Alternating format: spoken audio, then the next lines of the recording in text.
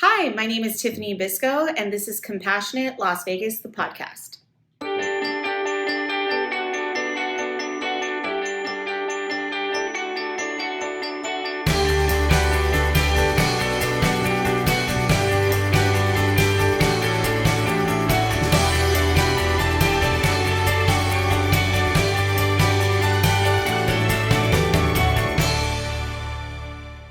Welcome to Compassionate Las Vegas, the podcast.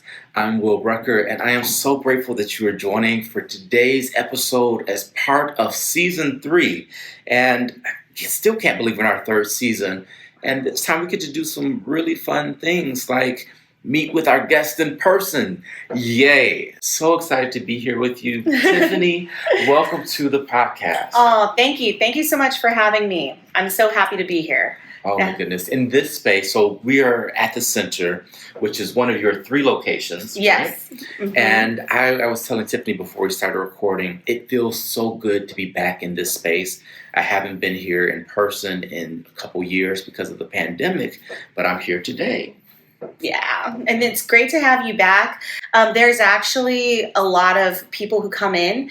It's the same kind of thing, like, oh my gosh, I haven't been here in forever, because we've all just been through so much of the separation and we were limited here capacity as well for a while. So now that we're completely open, they're looking to build up everything that they had going before we had to shut it all down. And it was certainly a very, very busy place. I know trying to reserve a room here was like 10 years in advance because there was so much interest. Yeah. Awesome. So now let's start at the beginning with your story. Okay. How did you land in Las Vegas?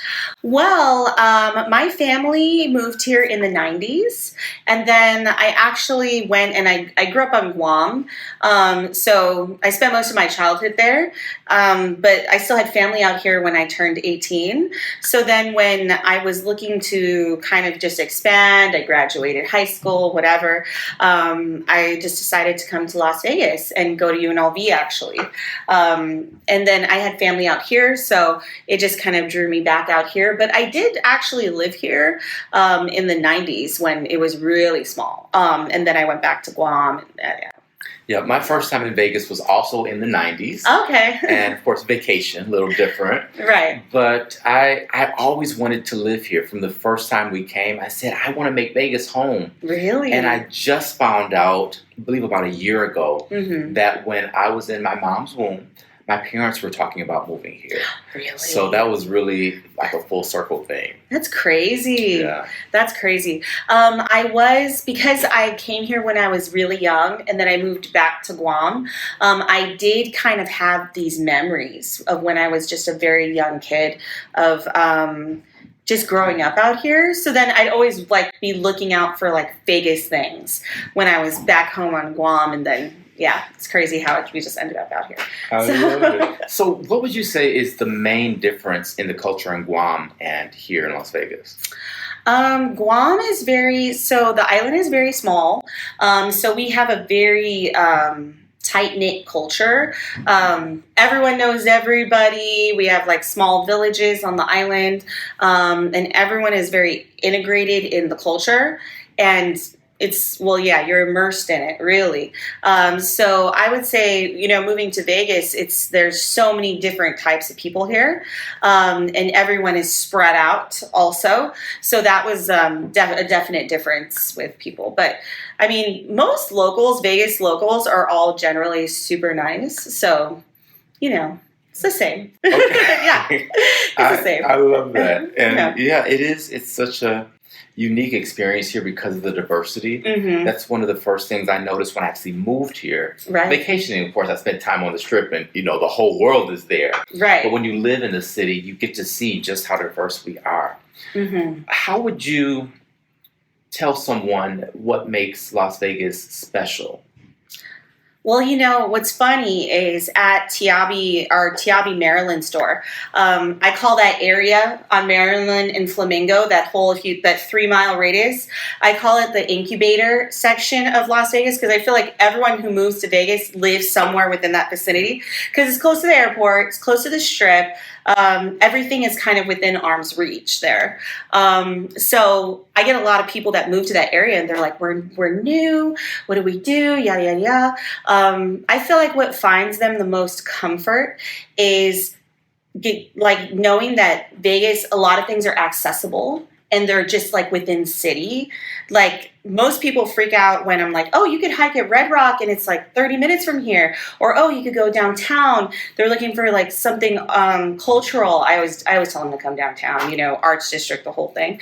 And just like the different things that Vegas has to offer. That's when as a local, especially living here for so long. And it just brings people at home, kind of just pointing them in the right direction. I feel like many people who move to Vegas just have no clue. Like, where is my normal store? Where is this? So best thing to do, head to your local coffee shop because we'll just tell you everything. And I'll even tell tourists, I'm like, do you want like the touristy stuff or do you want like stuff that locals do? Because there's this whole other culture outside of the Strip. And then there is a local culture on the Strip, especially for employees that do work on the Strip and have that kind of lifestyle working in the casinos. So there's lots of different wavelengths, I think, going in the city. So, yeah. I love that term wavelengths because that's really what it is. Each of us radiates. I mean, literally, we have a magnetic field, so like that's the thing.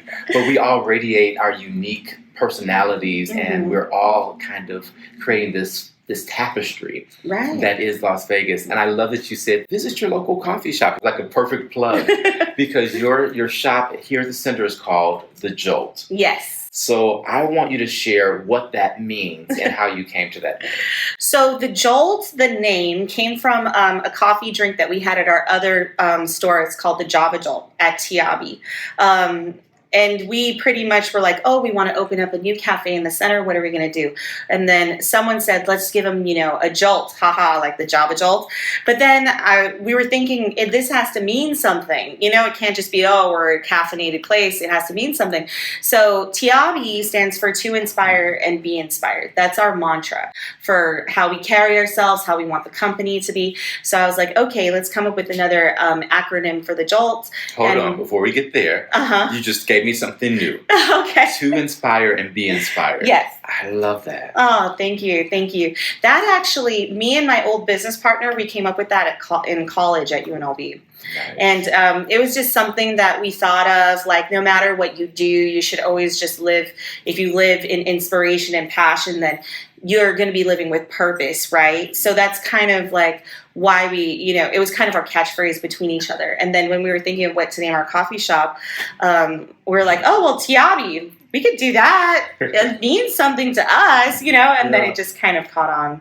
So, and then the JOLT is jump on the love train, which I think is great for here at the center because we want everyone to just, feel included and loved and, just get on that love train. When you're going on the bad train, get on the love train. So that's what the JOLT stands for. And you'll actually see it on our menu. We have our specials, like our community specials is jump on the love train specials. So, yeah. Amazing. Yeah. Amazing. And love is perhaps my favorite thing. Oh. And for a number of reasons. My personal purpose, I believe, is to be love, period. And so there's so many types of love. Our English language has one word. I love my French fries. I love my puppy. I love my spouse. I love my mom. And it's all one word. But in other languages, they have different words for different types of love. And my favorite is agape, which is really an unconditional love, meaning it's just the essence of who I am. It doesn't matter what you do or how you do. It's just I love because that's what I am. It's a brotherly, generous, charitable love. Oh, I love that. I've never heard of that. Oh, yeah, we'll talk about that one. Okay, cool. That's awesome. I love that. Yeah. But what you give me with that is the love train. I've been being more intentional with my travels because I haven't traveled in so long. I don't just jump on an airplane anymore and just go. Now I think about, well, maybe I'll actually drive there. Maybe I'll take a train. And maybe I'll see what the land is like on the way to my destination. And for me, that's a way of life, is enjoying the journey. And Oh, so wow. even in your story about how you ended up naming it the Jolt, I saw a journey through that. So. That's beautiful. That's really beautiful. That's interesting that you think of travel that way. That's like, yeah, it's about the journey itself too, even in the way you travel, right? Mm-hmm. So that's pretty cool. Well, that was a gift from the COVID-19 pandemic because, life just had to change and be different. Yeah. And I really was blessed to reevaluate a lot of things because I was so busy. I'm still super busy, no kidding. But I was so busy and I wasn't purposeful. And so purpose, I think, is something that all of us are longing for. Right. Some call it spirituality. But for me, spirituality, purpose, faith, all of that is really the same thing at the core.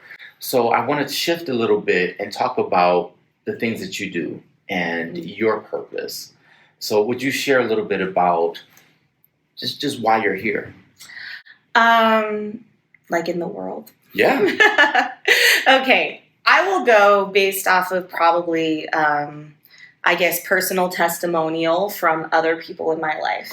I would say my purpose, the things that I know that I'm do pretty well at is I'm good at connecting. I'm good at bringing people together. I'm good at hosting people together. I used to be a photographer on the Strip, and that's why I'm like, the Strip life. Working on the Strip, I get it. But one of my managers, he always used to call me the glue because he was just like, the team functions differently when the glue is here because it's kind of like you're just, I don't know how, that I've also been called very, most people can trust me for some reason. And I know that's a thing, being able to trust. Yes. It's hard. But I've been blessed. That's definitely one of my gifts, I feel like the reason why I'm here is because, I can provide an outlet for people I always wanted the coffee shops to be a place where people can express ultimate creativity. Food is a very easy way to connect people together. Yes. We eat every day, and then creating the environment that's a coffee shop is just another realm to it, right? So we're creating that place for people to connect over coffee or food and just come together as a community. TIABI is actually one of the reasons why we started a coffee shop was because we just felt like back then, 2013, there wasn't enough places for people to just gather and to connect in a different way. And it's, it's funny, and I know I'm just going to stray away from your conversation, but it's funny because I'm so busy with all of the coffee shops and stuff, right? And you talked about being busy or busier before COVID, right? I recently had coffee with someone last week, and we ended up talking for 2 hours, but it wasn't like anything. We were there to talk about one thing, and it was business related, but we spent maybe 15 minutes talking about it, but we just started to talk about life.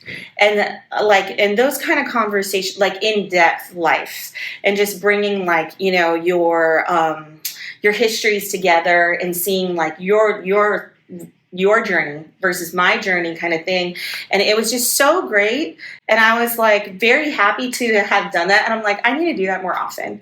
And it was in a coffee shop. That wasn't one of my coffee shops, which is what I have to do sometimes so I'm not working. Yes. But that's what happened. And I'm like, this is what we do. We create these environments where we can express ourselves, when people can connect. Yeah, it's a very fulfilling job.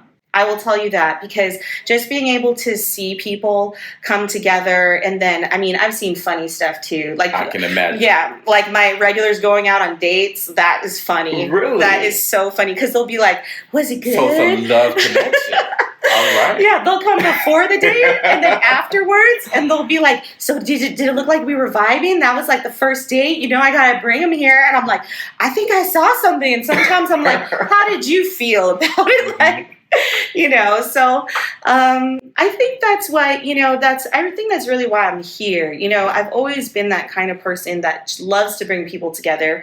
I love the greatest thing that I love about being a coffee shop owner, having the honor to do so for this long, first of all, the Las Vegas community has really blessed us. We've been open since 2013, so we're hitting that 10-year mark soon. And it's just, when you're really involved in your community and when something crazy happens, like a pandemic, you see people like come through and show up and just really be there for you, in whether it's just seeing a friendly face, whether it's just, being that person to talk to. I didn't realize how vital we were, actually, until the pandemic happened. And I'd have customers come in and they were like, we just, we want the coffee, we want the waffles, we want the pastries and whatever. But they're like, but we just wanted to see someone and you're like our person, or the TIABI, or is their place. So the JOLT unfortunately couldn't stay open because the center closed, but we were able to connect with people in a completely different way. That was incredible as well. But that's what it was that connection. So here at the center, the JOLT became a part of Delivering with Dignity. And really? Yeah. Have you heard of Delivering with Dignity? Have I heard of it? It's actually one of our partners for Compassionate Las Vegas. Oh, yeah. So didn't even know this beforehand. Please, go ahead. So we do about 300 meals Monday through Thursday here at the JOLT. Can I have a high five? Yay! Oh, and we started early on with them, and this has gone on. And let me tell you, it is, when we went to go deliver those meals and hand out those meals and, just connecting with the community like that was just crazy. Like, we had people, like crazy good. Yeah. We had people calling us, just saying like, God bless you. Thank you so much. You don't know how much I need this. Just to have because food is a problem, right? Especially during time of pandemic, food, it becomes, it's, you've seen everything with the news, and to get something delivered to you when you're in that at-risk community, a lot of people would call us or even send me emails just saying thank you so much, because it's the one thing that they can look forward to, and just knowing that a driver is going to come, don't worry about eating today, especially the families. It's hard. It's so hard. So we're so happy to be a part of that and to still carry it on and to still, go with and be a part of Delivering with Dignity. It's just incredible. So no, that's amazing. Yeah. And I did a delivery. Oh, and okay. What I messed it up. Okay, so I don't know how they're doing it now, but back then you had to log into this app thing, and it was supposed to tell you your route and everything. Mm-hmm. I didn't do any of that. I just went on the list and went to everybody, and I'm like, I hope they know that the people got their food, because I did not follow directions. Yeah. But one stop in particular was an elderly lady who, was just radiating light, and she was so grateful to me for bringing it, and I'm like, it's an honor to be able to bring you this and to brighten your day. Like, I'm doing this because I'm blessed with abundance and I want to share. And she was so grateful. She's like, well, I want to give you a tip or something. I'm like, please don't. I'm not here for that at all. Yeah. But she just wanted to show her gratitude in some sort of meaningful way. Right. So I told her to pay it forward. Yeah. And, it's such an amazing and vital program. So the fact that you're doing that, just takes this to a whole nother level. Yeah. One other thing I'll say is what I heard from you is the fact that third spaces are essential. Having a place for people to just be that's not home, not work, but somewhere that they can be in community. Even if they don't actually talk to others, I will go to a coffee shop and just work. Yeah. And I have a great office at home. I've got a great office. But sometimes it's just being around other people and feeling that wavelength. Yes. That makes a huge difference. Yeah, that just personal connection, I think, is just, it's so important. I have a little at-home office too, but I'll tell you how many times my creativity will just get plugged, because I'm sitting there, but I know behind me is chores or that grocery list isn't finished. Oh, I need a million things run through when you're at home, unless I'm just chilling and I turn completely off.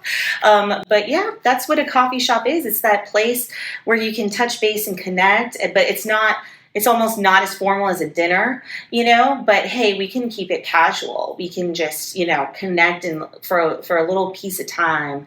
And then, I mean, what a better catalyst than coffee or tea or something to just kind of like give you that little perk. So yeah, that's what it is. So I'm a total tea person. Oh, okay. Yeah, I have probably 30 different flavors, you know, in the little tins on my desk in my home office. Oh, cool. I got a little kettle set up so that I can always have a different tea.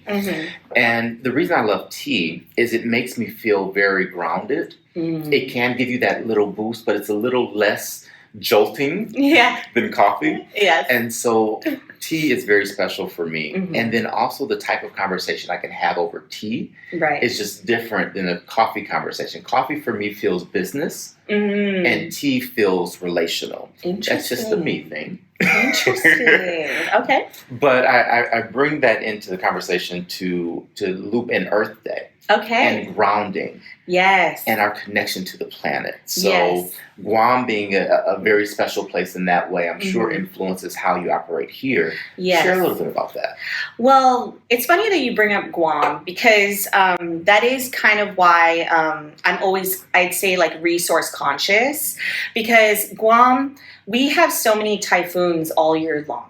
And when you have a typhoon, it's the same as a hurricane. If anyone wants to know, it just goes in a different direction. And they can be bigger because they're over the ocean, right? And a little stronger, but the same thing. So sometimes you go without power, without water. Longest I ever been without power and water was 2.5 months. Wow. So yeah, so we're collecting rainwater. We're utilizing every single resource that we have.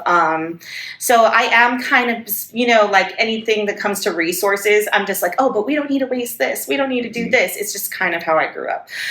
So in relations to Earth Day, I mean, I've always been, ever since I was a little kid, just like really like, they've been talking about global warming my whole life, I feel. Yeah. Now it's amplified, but they've been talking about this my whole life. So like when we had the opportunity to partner up with Bellwether Coffee Roaster, we jumped on it because it was an opportunity to roast coffee that has zero emissions. Wow. So all of our coffee is zero emission coffee. It literally, all of the smoke that comes from a coffee roaster, the machine sucks it back in and it turns it back into energy. And we've been able to save about 10 coffee trees last year. Amazing. So yeah, and that's thousands of pounds of CO2. Yeah, I love that. And I don't want to take us too far because we're getting towards the end of our time together. Yeah.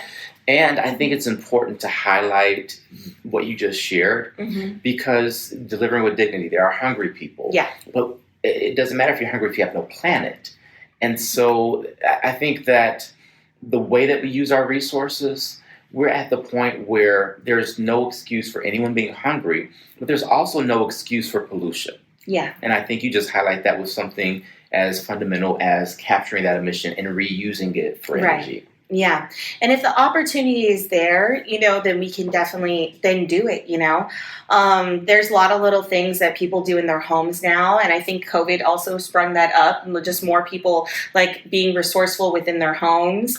And that's great. And I feel like, you know, this is our earth, you know, this is where we live. We just need to, and we are the, I don't know if you want to say supreme being or like reigning, you know, being. Me and my brothers kind of have this joke that octopus will take over everyone. And like a couple millenniums from now, that's going to be like, they're going to rule us. Yeah. But for now, we are the intelligent force here. So like we should take the responsibility to do the best that we can, you know, and it's not like anything I feel like we can change overnight, but I feel like with the good habits and like everyone just being a little more conscious, like if we can do it, you know, and we'll all get there eventually. So, or we could live underwater. I'm cool with that too.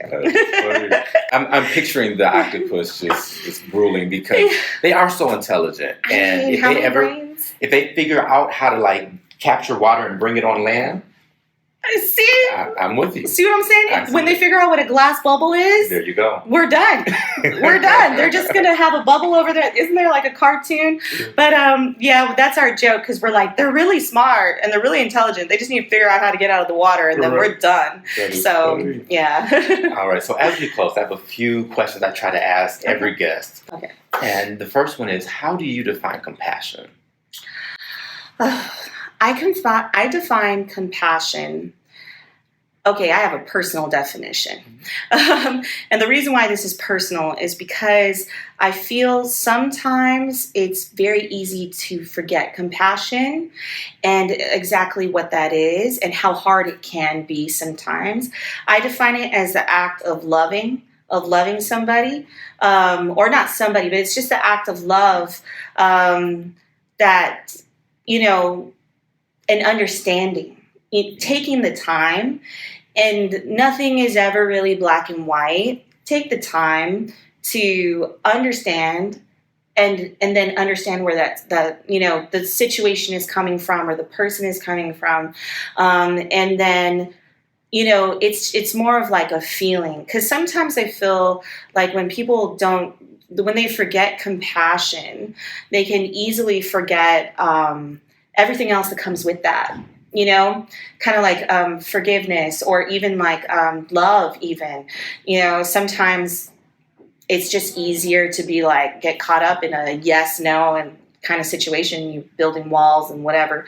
And I feel like compassion is a reminder that life is not that way.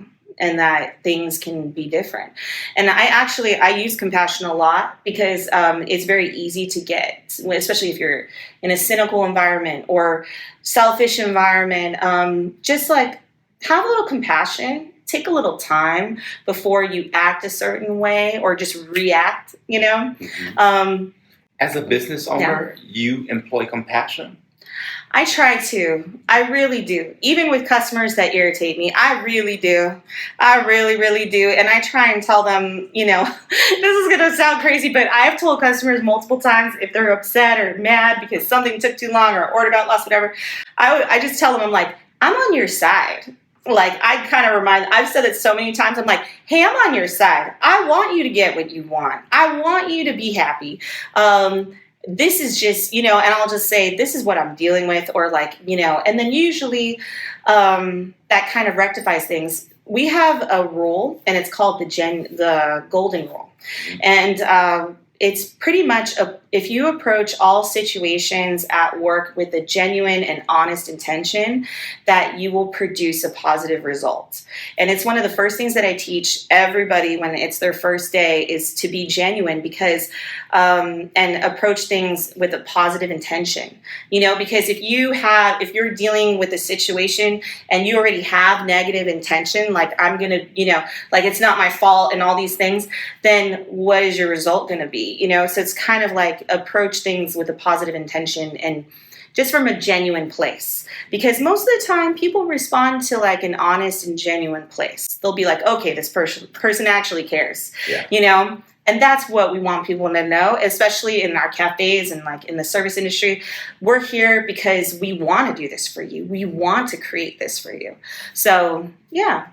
I think that's a great way to sum up that. Yeah. And I just want to highlight the level of purpose that you are bringing to this space.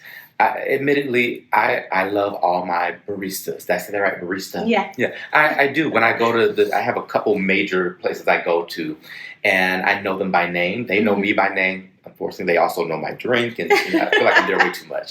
But it's such a special thing because sometimes when we are at work, we think our job is so menial. Oh my gosh, all I'm doing is making someone a cup of coffee. Mm-hmm. No, you're creating an experience for someone. Mm-hmm. And that someone may be, saving a life that day, or that someone may be whatever. Exactly. And you get to take credit because you helped them get off to a good start. Exactly. So there's so much purpose in that. Yeah.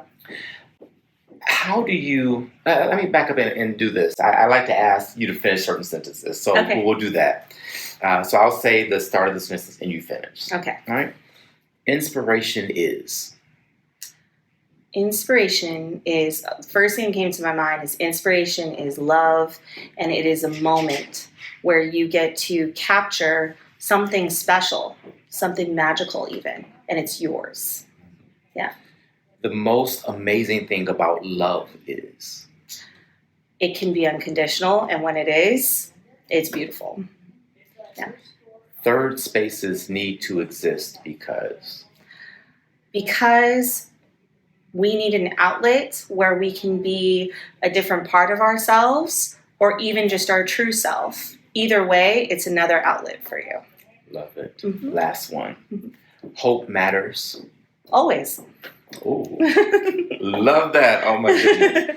Okay, my last question for you, and then I want to dive into it because you've got some exciting things happening. Okay. My last one is, if you could pick a theme song for Las Vegas, what would that be? So, this is going to be crazy, but this is the first thing that came to mind. The theme from Friends. Because it's just like, it's like the lyrics are like, you never thought your life would turn out to be this way. I think it's like you're a joke, you're broke, your love life's DOA, like dead on arrival. Oh my God. And then it's, in life sometimes you're in second gear, and then it's like, I'll be there for you. Because it's kind of like, when I first came to Vegas, I didn't know what the heck I was going to do. I didn't know what was going on. Mm-hmm. And then, like I told you, like, the city has really come through to me. Like, some people have had different experiences here, but when I moved to Vegas, I had a lot of friends. I had a lot of love. I have a lot of new things, and it was like this wild and adventurous place. But it came through, and it still comes through. And it's just like, best example is Delivering with Dignity. Yeah. Because whole community. You get like the award for best Vegas theme song. Hands down, because but it's so accurate, because even after the 10-1 tragedy, mm-hmm. like, we were there for each other. Yeah. And that to me is the spirit of Vegas. And I always say we're a place of reinvention. Yeah. And I think the reason people can reinvent here is because there's such a solid foundation of love and compassion. Mm-hmm. Because you can really try here. And if you fall down, you can get back up. Yeah. Absolutely. Like, Vegas it's where people come to, I feel, find themselves mm-hmm. and find their dreams. And it's crazy because you can actually do that. And like, we love it. Yeah. We love it. We cheer everyone on. We're just like, it's just, there's such love here. And if it's 3 a.m. and you're hungry, you can find food. Oh, yeah. That's the best part. That's the hardest part about leaving Vegas. Oh, my gosh. Yeah. Like, that's the hardest part about leaving Vegas. All right. So tell us what you've got going on.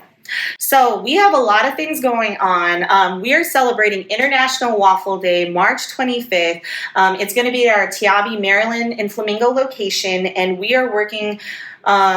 we're working, but we're also collaborating with the Burn Foundation, and they're an amazing organization. They generate funds for victims of fires, and they're part of the Southern Nevada Fire Department. Yeah. So we're collaborating with them, and we're doing a waffle eating competition. And we did the same thing last year, and pretty much it's however many waffles these firefighters can eat in 5 minutes.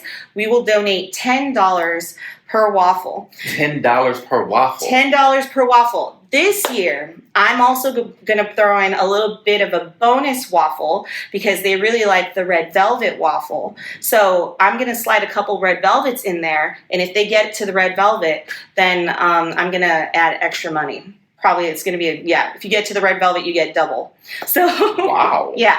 So that's what we're going to do this year. And we like to do something fun, something with the community for International Waffle Day. So we're super excited. I know that the firefighters are excited, and I'm a little scared because they're bringing some people who can eat, I heard. So I usually make about 70 waffles for this competition, but I think I'm going to make 100.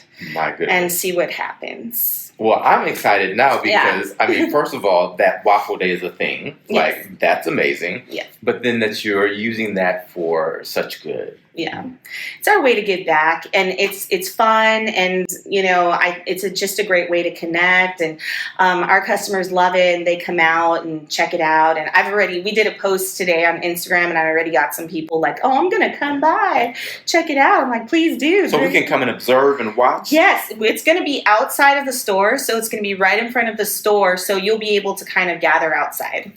All right. So, well, you just may have some visitors to see this. So. Yay! Cool. Awesome. And then also here at the JOLT, we're going to be celebrating Earth Day. So that's coming up if you guys want to follow us. I believe it's April 22nd. Yeah, April 22nd. So about a month away. About a month away. We're celebrating Earth Day, and then on the 23rd, we're going to have an event here and have some local vendors, a local baker. We're going to do some really cool Earth Day stuff. There's someone here at the center that wants to lead a sunrise drum meditation. So that's going to also happen to kind of kick the whole thing off. And that's going to be from 8 to 12 on the 23rd of April. Very nice. Yes. Okay. Well, if you do a sunrise at midday drum meditation, let me know.